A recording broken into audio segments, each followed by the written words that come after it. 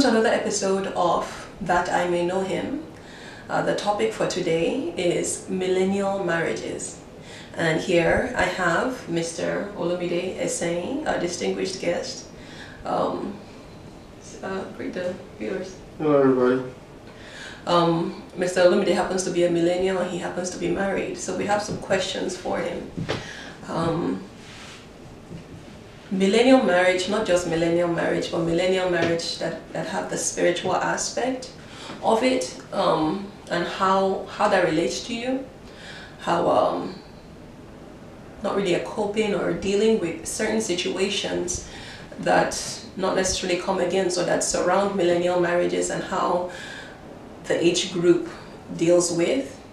Let's see the questions that we have. Mr. Olumide, what is a millennial marriage? To me, a millennial marriage is one where both husband and wife sit down and decide what the rules are going to be, regardless of what, the traditions are.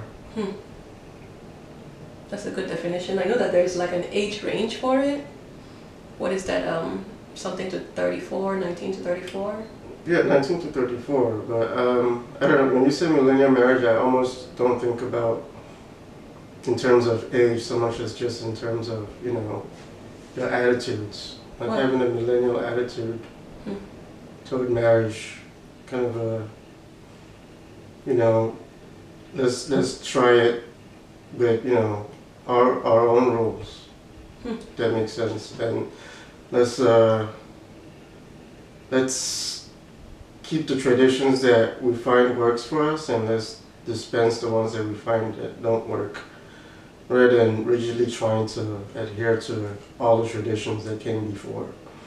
So in that sense, anybody can be said to be in the millennial marriage, regardless of what their age is, I think. Wow. Wow. Okay, so why do you think most millennial marriages fail? Generally speaking. I think the millennial marriages that fail, my opinion is that just not enough sitting down and talking. A lot of assumptions, a lot of assumptions being made based on what you see from other people's marriages or social media. Social media, maybe like comparing your marriage to other people's marriages. That's one common factor, I think. Again, like I said, you get to sit down with your significant other and decide what your marriage is going to be and what the rules are within, the guidelines of your faith in God. But once you start, looking at how somebody else's marriage is and comparing it to yours, I think you invite trouble into your union. Well, because in a marriage, it's the husband, the wife, and God. That's it.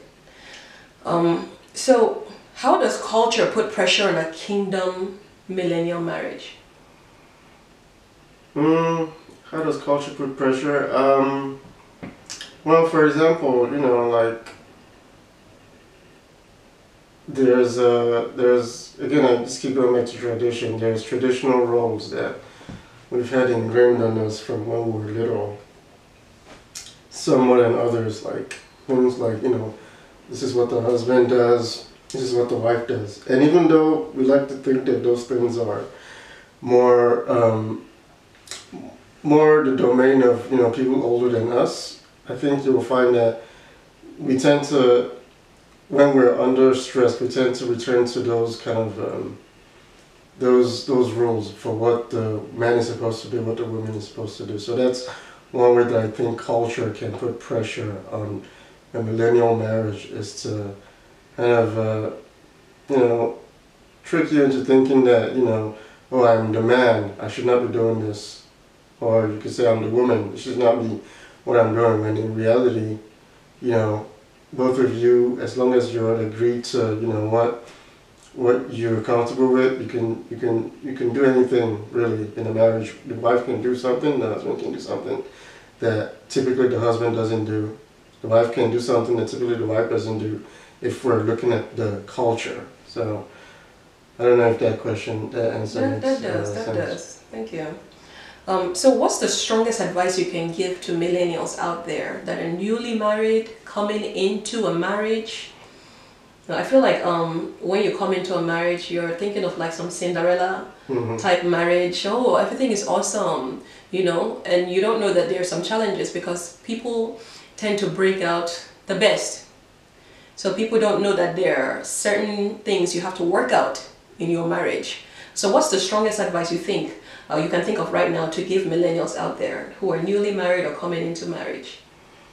Let me see. I would say let go of a lot of the expectations that you have going in, and just go in with just the attitude that, you know, it's you and your significant other, and that you're knowing that there will be obstacles, and expecting that there will be obstacles. Don't go into the marriage with the same.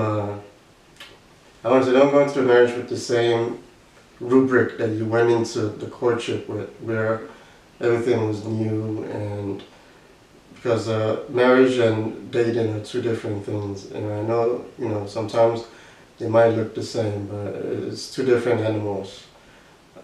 So dispel yourself of, you know. So what kind of advice would you give to millennials out there who are Christians, who are, you know, spiritual millennials or Christian millennials that are out there to deal with those kinds of problems that come up?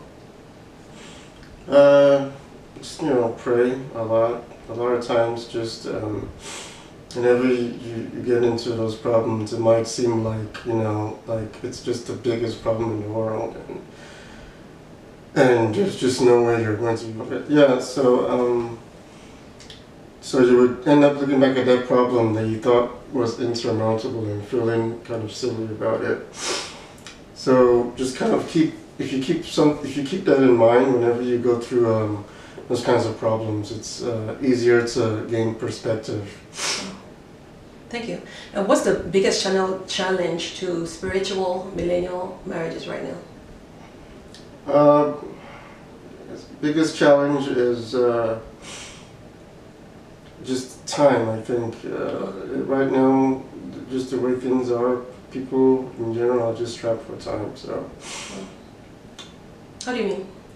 Just with work and everything that comes. Busyness? Busyness, yeah. Can be hard to find time for communion to an husband and wife. And say something nice about your wife. Oh, well, you were something nice. Well, you're very resourceful. Thank you. You're always coming up with ideas for what to do, and I think that's one of the things that drew me to you in the first place, was that you yeah, you're constantly coming up with ideas. You have like 1,000 different ideas, and that's good, because some people, it's hard for them to come up with even one idea. So it's always good to and on top of that, you never go through with something until you've heard from God that it's something that you should dive into. Wow. So I appreciate that. Thank you. So it's been millennial marriages with That I May Know Him with my husband, Olumide Essaying, and we're so glad to have him. We bless God. And until next time, it's That I May Know Him. Be blessed. Amen.